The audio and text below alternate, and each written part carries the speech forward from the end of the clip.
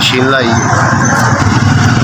भाई हूँ तो महंगे हो गए ने की बचना है 200-300-400 रुपये 500 गौशाला भतीजों के साथ ही किराए का मुकाबला किराया 3000 किराया 32 में बिल में 6-7 हज़ार बन जाता है।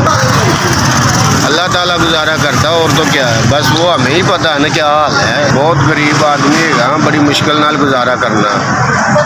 5 बच्चियां मेरी एक 5 बच्चियां ने एक बेटा है, बड़ी मुश्किल से गुजारा करते हैं भाई। बच्चियां ने बड़ी मुश्किल नाल गुजारा करने भाई, अल्लाह ताला ही गुजारा करता है। किराए की रिहाइश है, आजकल बहुत हालात ख़राब ने, महंगाई बहुत ज़्यादा हो गई है। आखिर ये 2000 राशन है भाई, ठीक हो गया, बहुत बहुत मेहरबानी भाई जान, बड़ी मुश्किल ना ले।